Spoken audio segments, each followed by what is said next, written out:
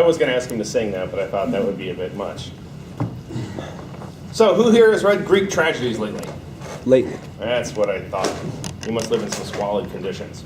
Sophocles, in his Greek tragedy Antigone, said the ideal condition would be, I admit, that men should be right by instinct. But since we are all likely to go astray, the reasonable thing is to learn from those who can teach.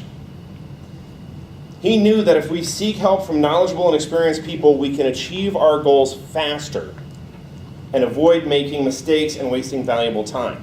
Because let's face it, it's the whole adage of reinventing the wheel, right? Somebody else has already done it.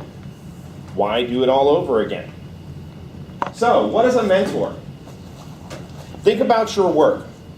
Was there somebody who made a difference in your career that helped you take that next step forward?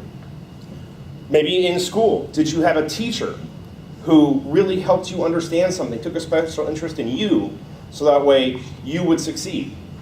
That's what a mentor is. They take a personal interest in you. They serve as a role model or coach. They offer you that knowledge, that expertise, those skills you need to be better. This is not strictly Toastmasters. This is a mentor in any facet of your life. Think about it for a second. You could probably all name 2 people that have had a major impact on your life, that have helped you take that next step. Those were mentors. Whether they were specifically declared as a mentor to you or not, they were somebody who was a mentor, a role model. They helped you to become the success that you are today. So, when new members join a club, they usually have a problem or a need that they're trying to correct or fulfill. Whether it's speaking, whether it's leadership. Well, you already know when you come into the club that you need that help. That there's something that you're wanting to do, okay? Well, Toastmasters itself is a new program to you. If you haven't been involved in Toastmasters before, you need to learn about the program, you need to learn our standards and customs, you're learning to develop confidence, to participate. Well, that is what a mentor is there for. Besides your books, everybody's got books, whether it's a CC, whether it's a CL, whether it's one of your advanced communicator books, everybody has something that they're working on. Well, that's potentially a new skill that you've got to learn, especially coming in cold, coming in new to Toastmasters. It's something that you've got to learn. It would be very beneficial to have somebody to help you along the way, even from the basics of getting you signed up and paying Arnie your dues, of getting onto the club website, learning how to sign up for a role on the agenda.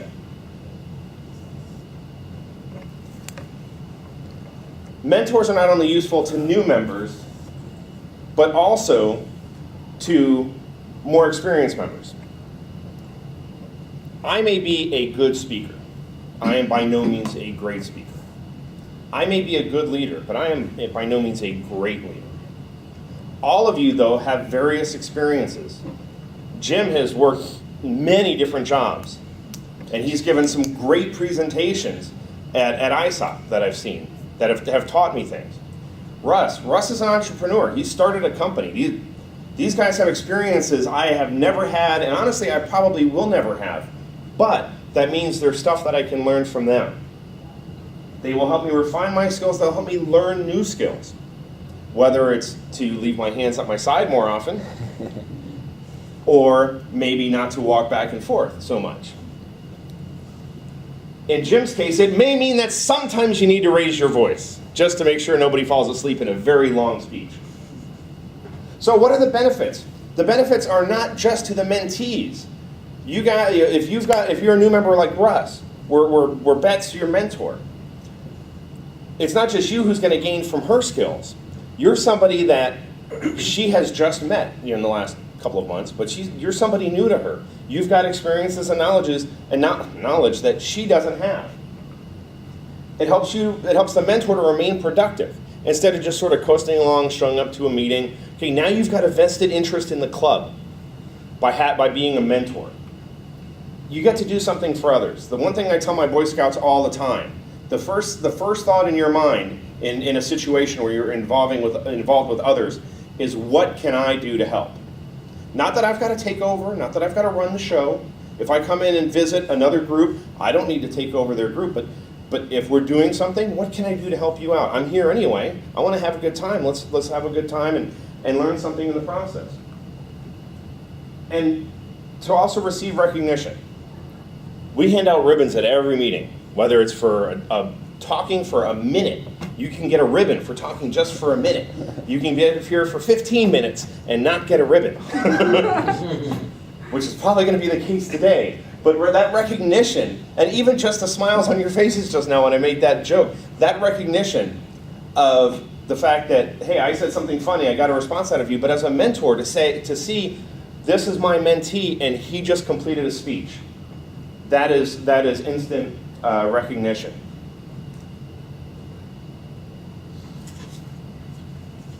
The club as a whole benefits too, because our club isn't just a bunch of people. It isn't just this guy does the speech, this guy does the time, this guy gives an evaluation. The club, as they say, what, the sum is greater than the parts. The parts. I totally messed up that quote. But by taking everybody's success, by everybody's activity, everybody becomes more satisfied. Having a successful mentor program requires each member to contribute, but the return on that investment is greater than what gets put into it. We get more members. Everybody's more satisfied as a member. They get to be here. They're looking forward to come here.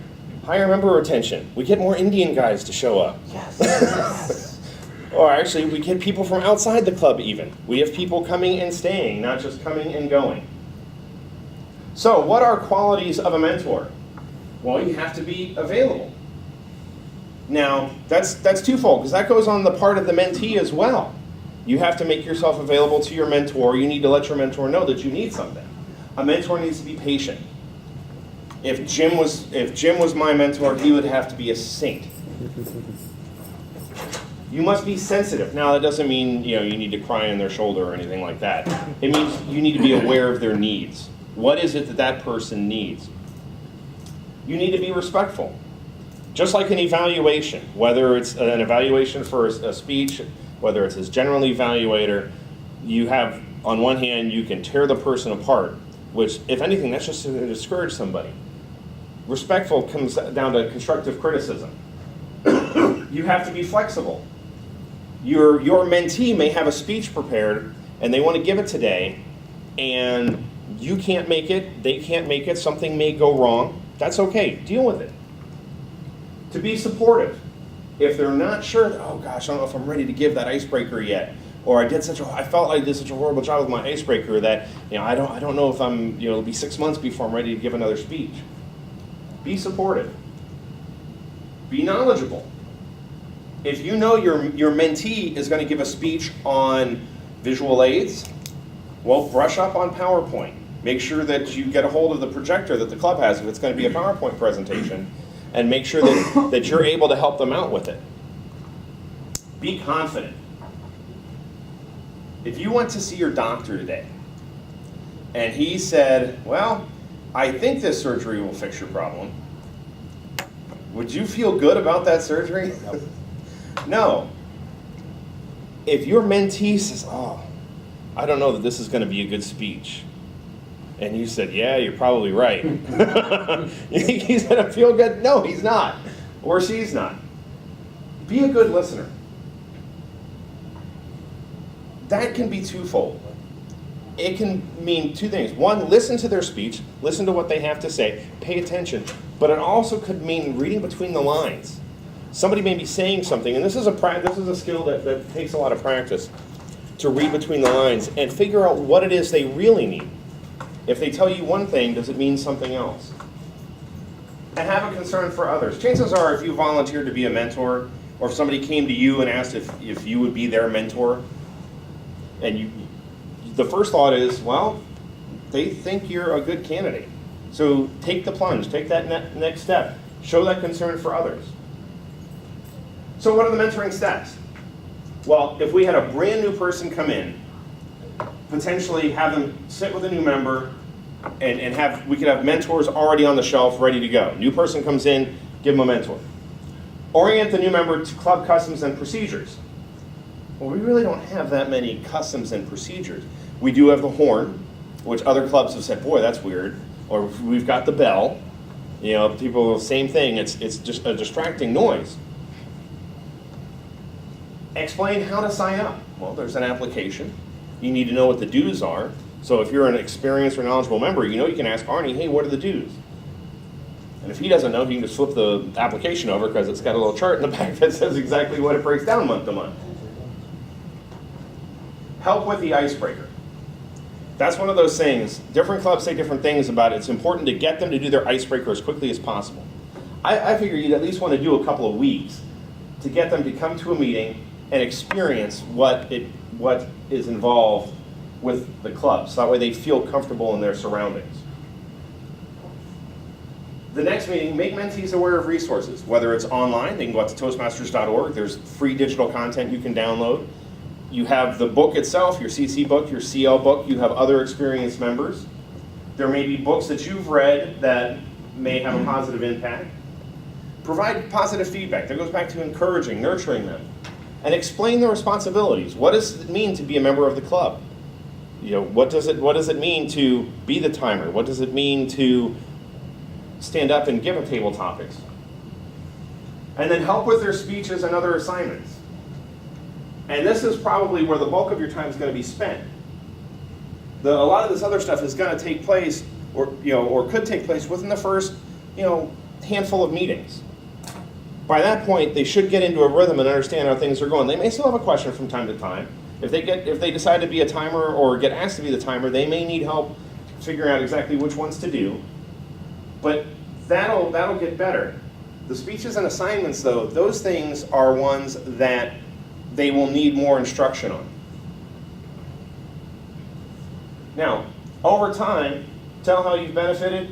Invite the mentee to other events such as the humor speech contest, to go to one of the TLIs, maybe to go to the district conference, which is basically like one huge TLI with a party at the end of it. Woo-hoo. Acknowledge their progress. They're going to get their book, and they're going to complete their book, and when they get their CC, they're going to have that. But make note when they're halfway through with it, when they're a quarter of the way through with it. Let's give them some goals. Explain the officer's duties. To be an officer in a club is not some amazing undertaking at all times. It may mean being busy now and being busy later, but it also depends on the role. It also depends on what it is you want to do.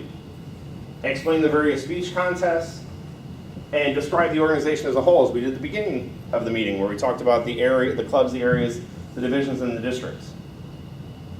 So, what are qualities of mentees? Somebody is eager to learn. Well, gosh, if you're in Toastmasters, aren't you eager to learn? I would think so. You need to be receptive.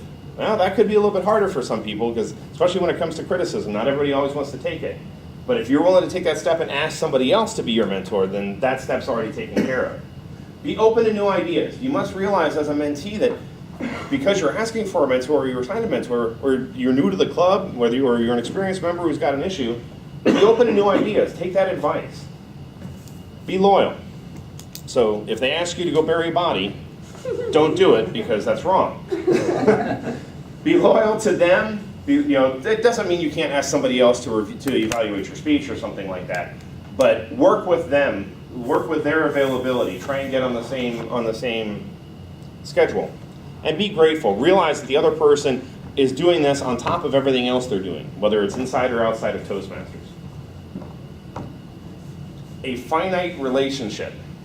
It shouldn't last forever. Well, I don't know about that one.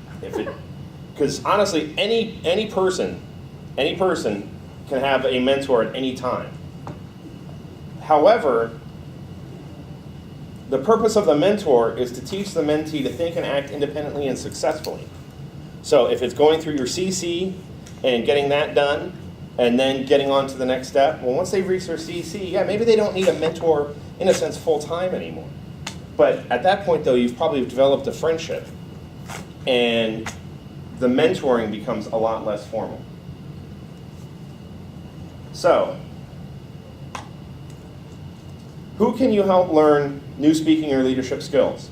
who may be able to help you learn new speaking and leadership skills. A mentor-mentee relationship provides many opportunities, offers many challenges, and has many rewards.